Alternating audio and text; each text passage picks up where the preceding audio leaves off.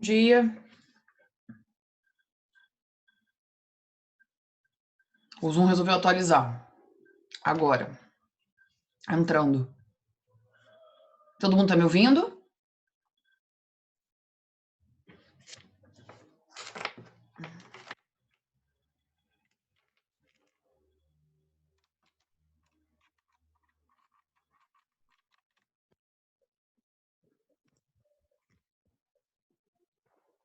Todo mundo tá me ouvindo? Sim? Beleza, Rai.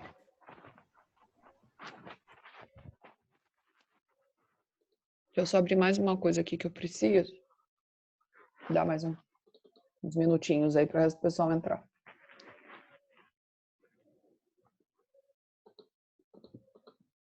Todo mundo bem? Como é que tá o frio? Como é que estão os estudos? Com preguiça, sem preguiça?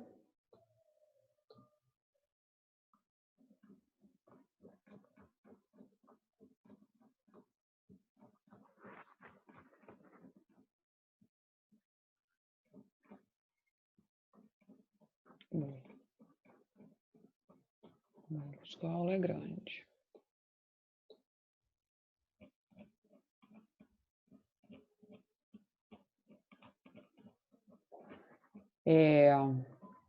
Então, hoje, a gente vai continuar vendo sobre organismos, sobre um outro filo, né, que durante muito tempo estava junto lá de plateumintos, tá?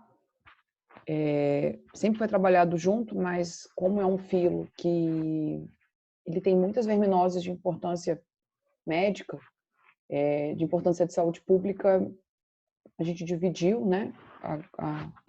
A orientação é dividir, né? Os livros já trazem ele dividido novamente, mas por muito tempo ele foi trabalhado lá junto com os plateumintos, tá?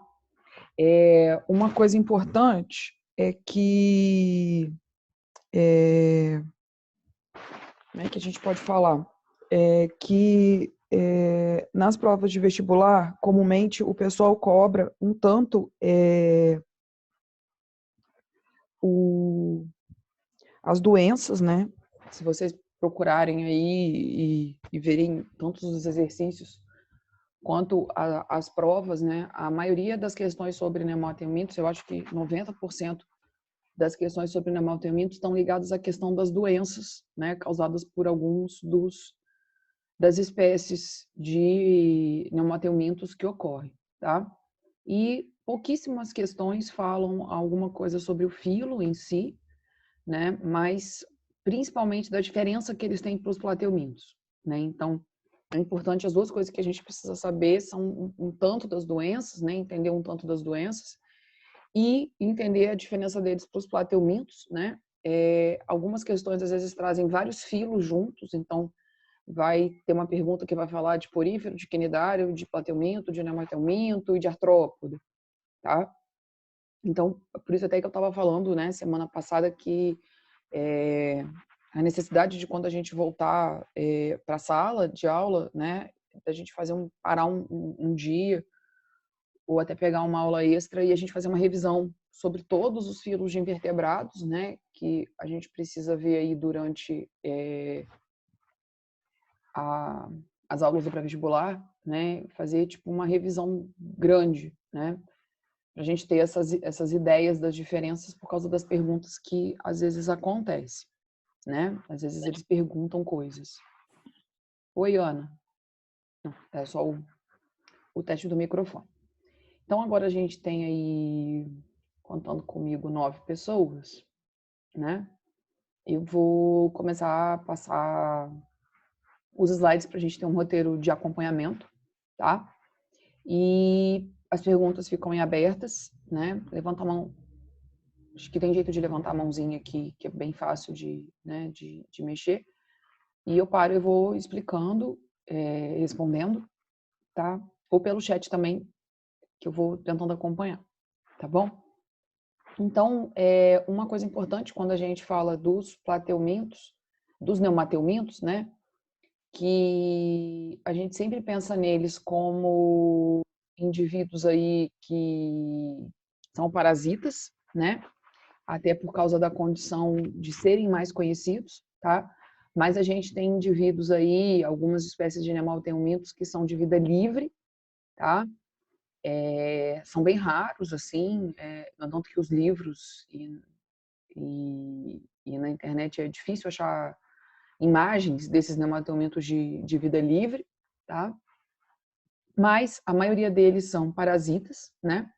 E são parasitas aí de várias formas, né? Eles podem ser parasitas de animais e também de plantas, né? Em relação a culturas agrícolas, a gente tem muito problema com nematóides de raiz, né? Principalmente porque eles vão fazendo furos, né? E canais nas raízes e isso acaba matando a planta, né? Cultura de tomate, por exemplo, é uma cultura que tem muito nematóide, tá? E, né, esse nome aí no latim, né, significa justamente semelhante a um fio, né? Diferente lá dos plateumintos, que era uma fita, né? Os plateumintos lá têm uma característica mais de fita, né? Os neumateumintos não, eles têm uma característica de fio, né? Eles são seres redondinhos, eles não são seres achatados, tá? Eles são semelhantes a fio, comumente bem pequenos, né? Mas a gente tem nemateumintos aí de mais de 5, 6 metros de comprimento que habitam, podem parasitar, por exemplo, o trato digestivo de baleias, tá? Então, a gente pode ter nemateumintos aí bem pequenos, até nemateumintos gigantes, vamos colocar assim, porque parasitam indivíduos enormes, né? E quais são as características gerais que a gente tem aí dos nemateumintos, né? É importante a gente saber essas características gerais, tá? Principalmente porque isso faz a gente se lembrar também, né, da diferença entre um filo e outro. Então, são vermes marinhos ou de água doce, né? Podem parasitar tanto animais quanto plantas, como eu disse. Vão ocupar os mais variados lugares, então eles conseguem aí, por causa também, né, da sua questão parasitária, de ocupar, né, de conseguir parasitar animais aí, plantas dos polos aos trópicos, né? Inclusive lugares bem inóspitos, né, como desertos, grandes altitudes e grandes profundidades. Eles têm uma grande importância econômica, médica, veterinária e ecológica, né? Principalmente porque são parasitas de animais e de humanos. A importância econômica, porque hoje, né, tem algumas espécies que estão sendo estudadas para controle biológico, então elas provavelmente, né, elas parasitam um inseto ou algum outro organismo que cause problemas, né, e é usado a questão de implantar alguns nematóides que parasitam esses indivíduos, por exemplo, parasitam uma vespa ou parasitam um besouro, que causam problemas, e eles acabam matando os indivíduos, né? Então, em vez de usar veneno, né, de usar produtos químicos tóxicos, né, você faz um controle biológico usando nematóides. E a importância ecológica, porque eles, né, os que são parasitas os que são de vida livre, né, não parasitas, os que são de vida livre, tem uma questão aí, como as minhocas e alguns plateumintos, de ciclagem de nutrientes, tá? Mas são indivíduos bem raros e a ciência ainda está estudando isso, né, para entender. Tem pessoas que trabalham com esse grupo para entender até onde eles vão, né? A maioria dos estudos que se tem é realmente sobre as doenças, sobre os que são parasitas, né, tanto de plantas quanto de animais. Mas hoje, né, se tem aí alguns estudos em relação à importância deles, dos de vida livre, tá? Muitos parasitam humanos, animais e plantas, como eu disse, né? Então, algumas doenças são humanas, né? Outras compartilham aí humanos e animais e algumas são exclusivas de plantas. Características gerais também, né?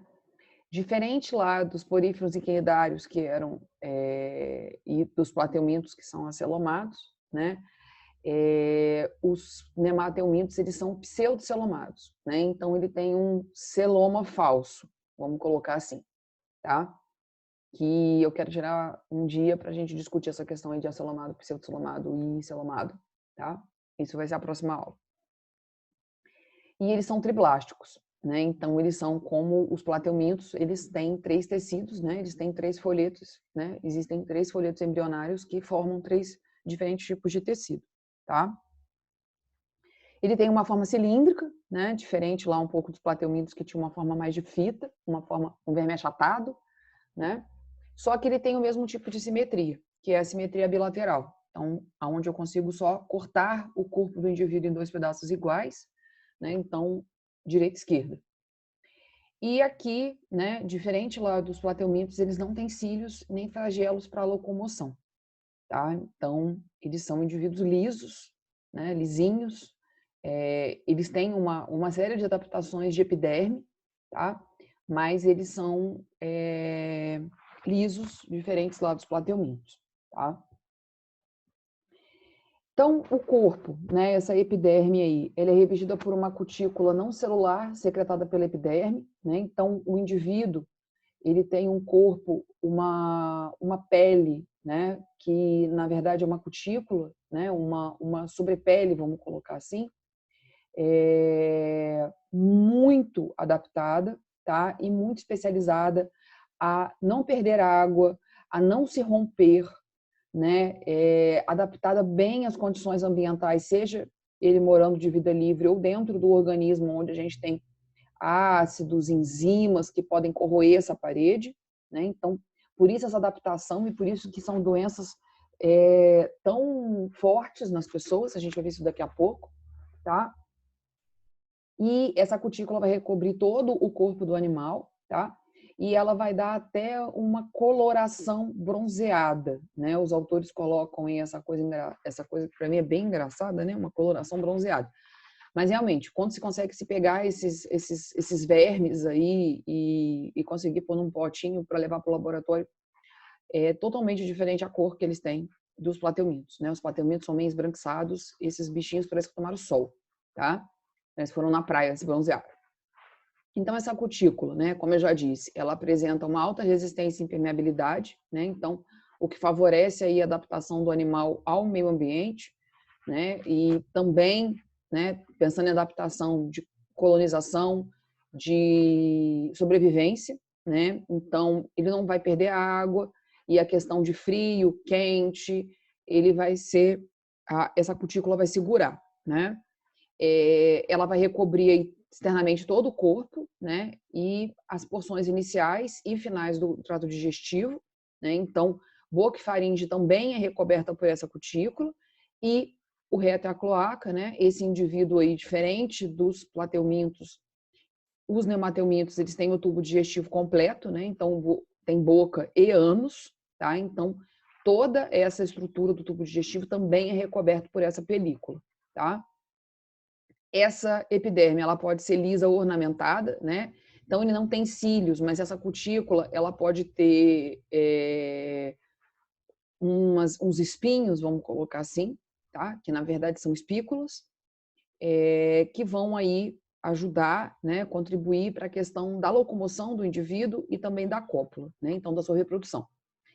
E essa cutícula, ela pode ser trocada durante o crescimento do corpo, tá? Então, acontece aquele processo de equidise, que acontece com outros invertebrados que a gente vai ver, mas a diferença que a gente tem aqui nos nemateumintos é que essa equidise vai ocorrer nos estágios larvais, tá? O adulto não vai mudar de pele mais, vamos colocar assim, tá? Essa cutícula, ela não vai sofrer equidise, tá? Quando o indivíduo se tornar adulto, vamos colocar, né? Quando ele chegar no ciclo final dele de adulto, tá? Essa troca vai ocorrer nos estágios de larva, tá? De larva 1, larva 2, larva 3. Quando ele chegar na larva adulta, né? Na verdade, no adulto, ele não troca mais de cutícula, tá?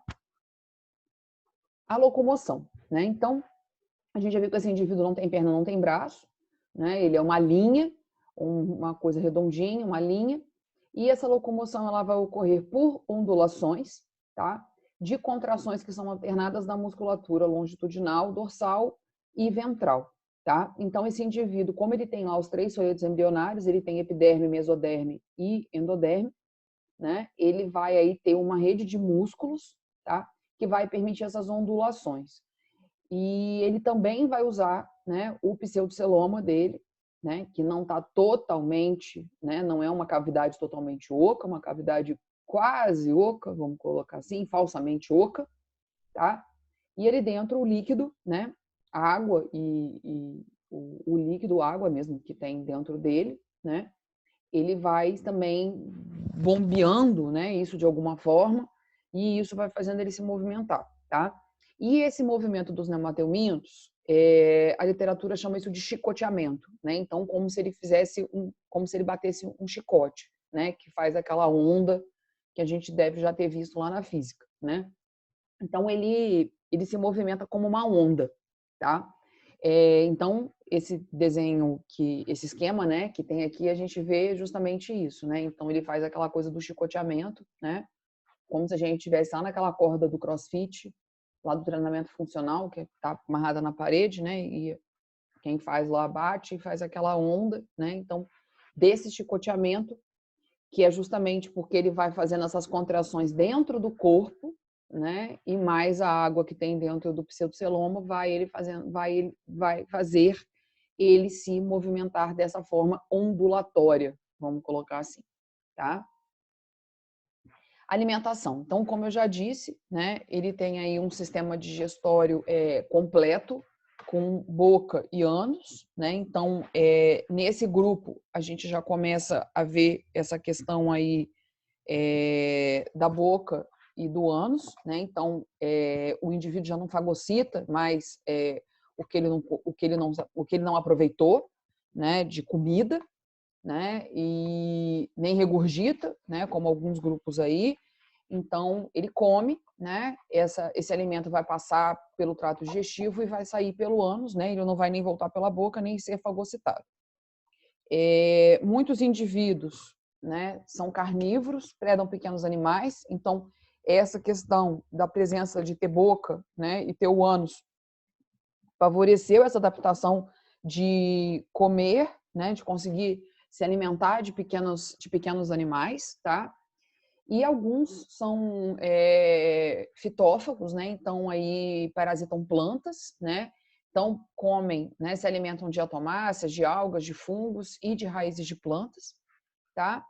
Alguns outros, né? São detritívoros de matéria orgânica em decomposição, então comem coisas apodrecidas e alguns digerem apenas bactérias, né? E essa alimentação ela pode ser tanto, essa digestão, né, ela vai ser tanto extracelular quanto intracelular. Então, alguns indivíduos, né, eles vão digerir, né, o alimento fora do corpo, tá? E vão engolir isso, né? Engolir já essa matéria digerida, tá? E as células vão fagocitar os nutrientes que já foram quebrados fora do corpo do indivíduo, tá? Isso varia de uma espécie para outra dentro dos neoateumintos, tá?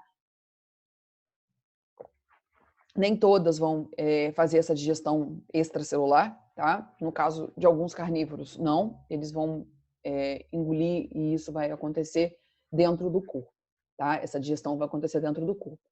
Mas o geral do grupo, tá? Essa digestão parte vai ser extracelular, então vai ser digerida fora do corpo do indivíduo e ele vai absorver isso, né? Ele vai engolir isso e as células vão fagocitar os nutrientes, tá? Então, só para a gente ver, né, entender aí como é o corpo do indivíduo. Então, eu tenho boca,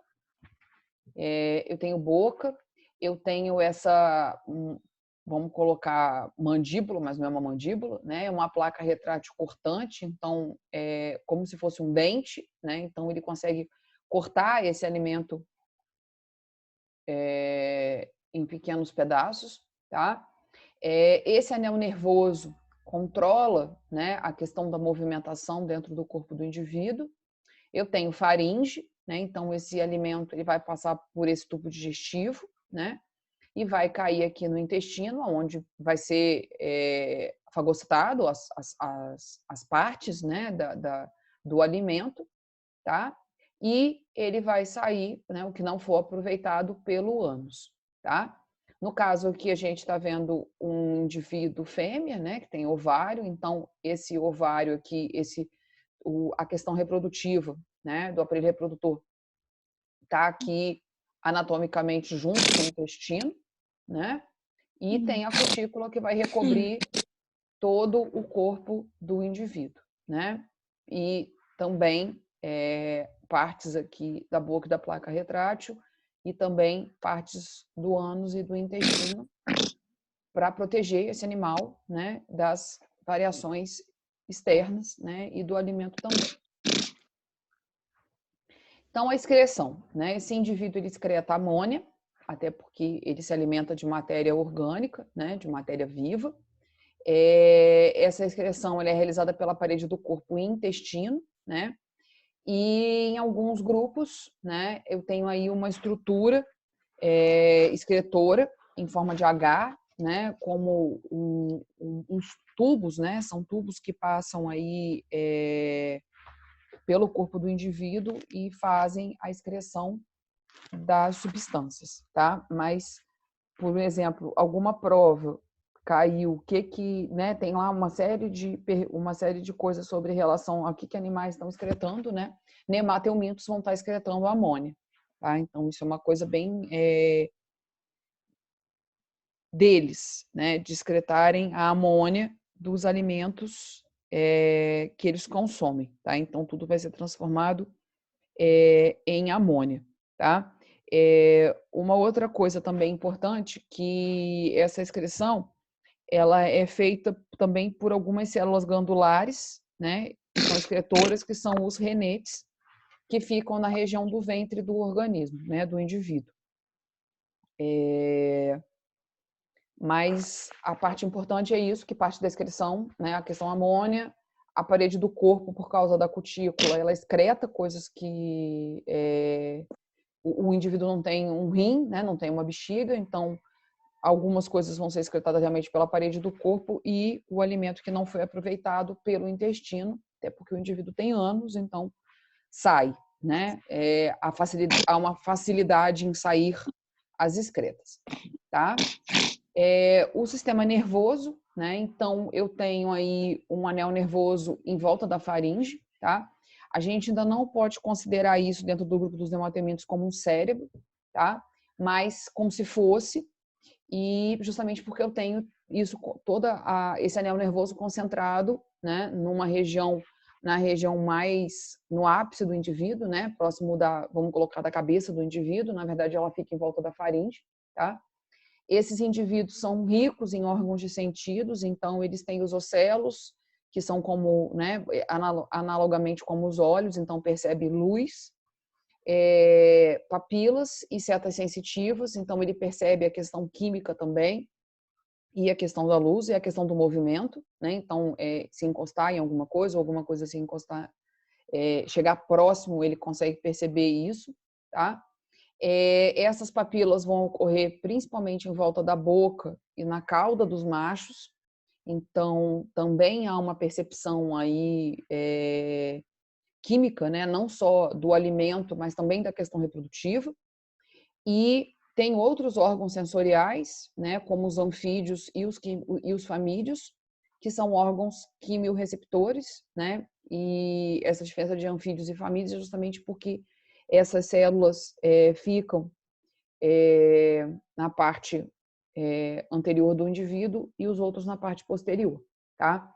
Então, resumindo o sistema nervoso, né, a gente tem um anel nervoso em volta da faringe, que vai perceber os estímulos todos ao longo do corpo do indivíduo, tá?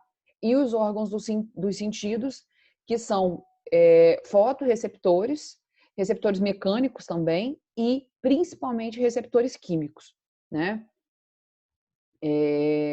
Até por isso, tá? Essas verminoses que são causadas por nemateumintos são verminoses onde se usa remédios muito fortes, tá? E de tratamento longo, porque eles são muito mais especializados do que protozoários e plateumintos, tá? O sistema respiratório é ausente, né? Então o indivíduo não tem um pulmão, vamos colocar assim, e essa troca gasosa toda vai ocorrer por difusão da epiderme, tá? Então, oxigênio e gás carbônico vão passar aí via pele, né, via epiderme, não vai ter um órgão responsável por fazer essa troca gasosa, tá? Como nos outros indivíduos que a gente já viu até aqui, que também não tinham sistema respiratório com pulmão, com dutos e com um sistema todo que trouxesse e levasse os gases. O sistema circulatório também é ausente, tá? Então eu não tenho uma rede aí de veias e artérias, tá? E o líquido, né, do pseudoceloma que vai fazer esse transporte e distribuição de substâncias entre as células, tá? Então eu não tenho veias e artérias, né? Então essa linfa, vamos colocar assim, esse líquido, né? Ele vai percorrer o pseudoceloma e vai sair distribuindo, né, para as células e pegando coisas das células, tá? Então é um transporte aí também por difusão, né? E eu não tenho uma rede que circule coisas aí no corpo do indivíduo, tá? O sistema nervoso ou sensorial, a gente já viu um pouco ali antes, né? Então eu tenho aí esses... Na verdade, eu acho que eu fiz 2 slides iguais e não me reparei, porque eu queria falar de sensorial. Mas a questão do anel, né? O cordão nervoso longitudinal aí, dorsal e ventral. Então, por isso que o indivíduo tem aquele chicoteamento, né? As papilas, que são mecânico-receptoras, as cerdas, que são receptoras de tatos, e os anfídeos e os famídeos químicos, né? Então, é um indivíduo bem especializado aí na questão nervosa, né? Ele não tem sistema circulatório e não tem sistema respiratório, mas ele tem um sistema nervoso muito especializado, tá? A gente tem mais 10 minutos aqui, a gente vai ter que entrar na outra sessão daqui a pouco. Onde eu estava, meu Deus? Opa. Eu fui clicar no negócio e saí de onde que eu precisava. Então, a reprodução, né? Então, dá aí para a gente falar da reprodução e na segunda sessão a gente fala das verminoses, tá? Carla. Então, oi, Mariana. Então, os anfídeos, não sei falar direito. Eles Peraí, são anfídeo. posteriores? Isso, eles são posteriores ou superiores? Os anfídeos são anteriores, eles ficam na região ali, vamos colocar da cabeça. Tá, obrigada. Nada. E os famídeos ficam na parte inferior, tá? Então, o indivíduo tem tanto percepção na cabeça quanto na cauda, vamos colocar assim, tá? Então, a reprodução, né? Esse indivíduo aí, ele pode se reproduzir sexuadamente, onde eu tenho troca de gametas, né? E assexuadamente, sem troca de gametas. A assexuada é por parternogênese, tá? Então, o indivíduo, ele consegue criar novos, né? Criar filhos, vamos colocar assim, com partes do corpo dele, tá?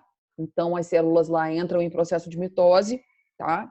Em processo de mitose mesmo, e formam novos indivíduos, tá? Então, esse indivíduo vai ser igual a mãe, né? Ou o pai aí que vai estar fazendo paternogênese, tá?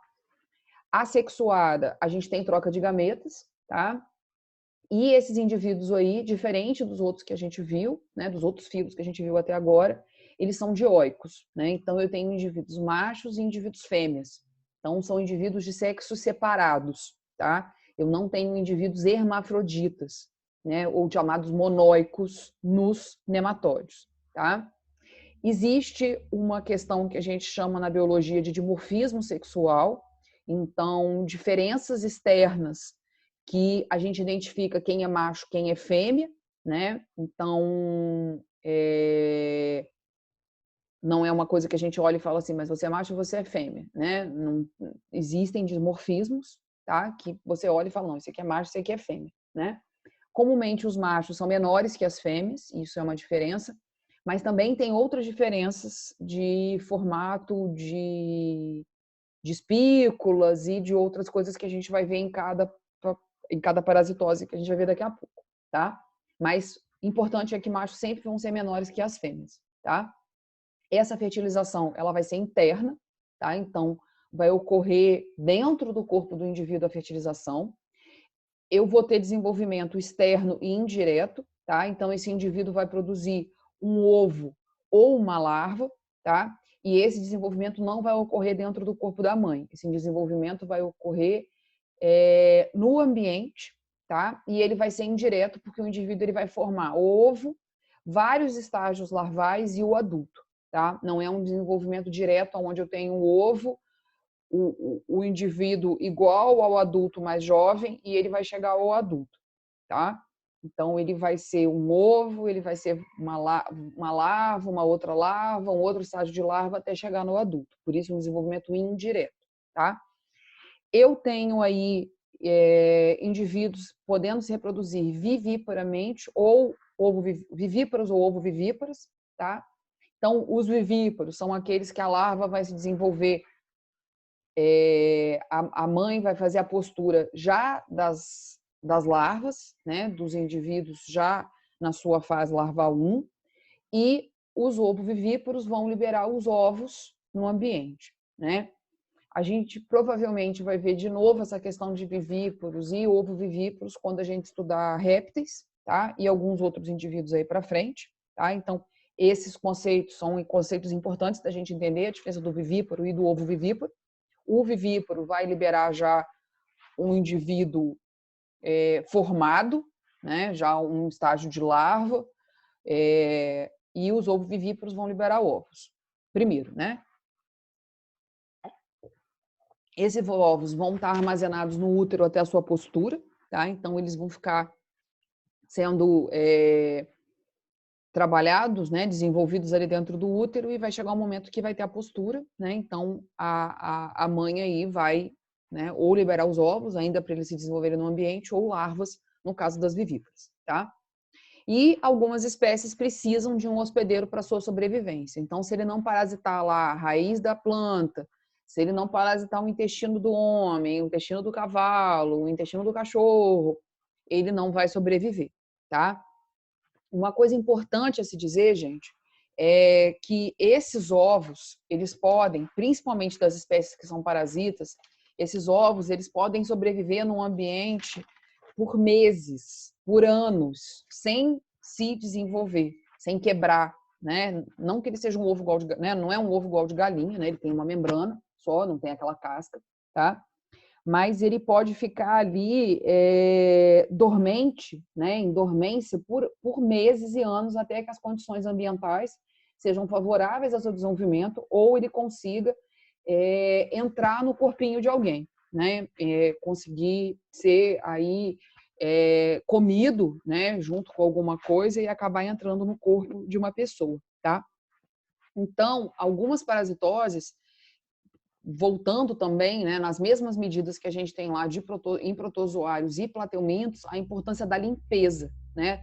Do saneamento e da limpeza, por causa dessa questão da sobrevivência desses ovos no ambiente, né? Então, a importância de usar algum produto químico que consiga quebrar essa membrana, né? Que consiga furar essa membrana, como água e sabão, né? Como cloro, como álcool, e a limpeza, né? desses ambientes, tá? Então, tem um nome até bem bonitinho para essa dormência aí dos nematóides, que é criptobiose, tá?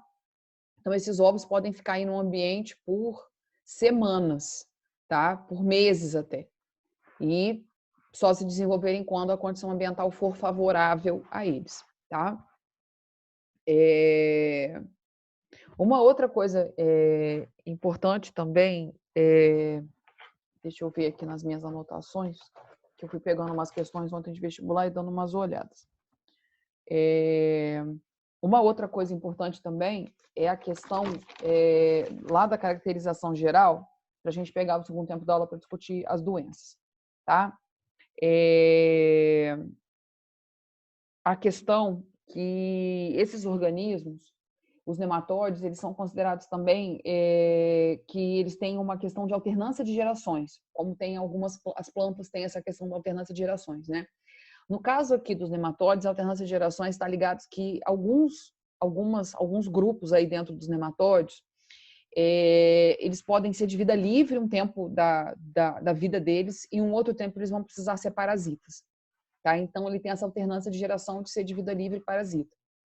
Se a gente pensar até essa questão do ovo, né? O ovo está lá de vida livre. Ele está lá no externo esperando a melhor hora. E quando tem a melhor hora, ele se torna um parasita. Tá?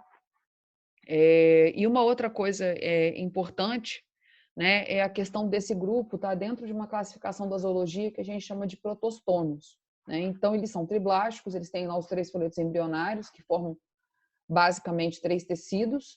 Eles são pseudocelomados, né, que tem esse celoma aí falso, essa cavidade do corpo não é verdadeira, e eles são protostômios, né, que está relacionado a uma das divisões embrionárias lá, quando a gente vê embriologia, né, do blastoporo, né, então esse blastoporo, ele vai formar a boca e ou o ânus do indivíduo, então por isso que eles são protostômios, né.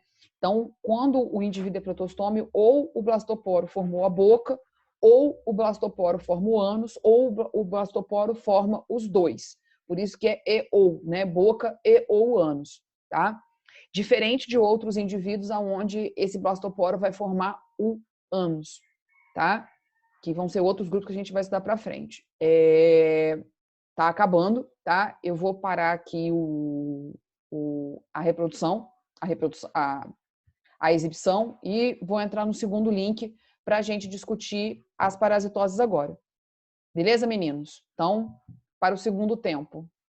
Avante!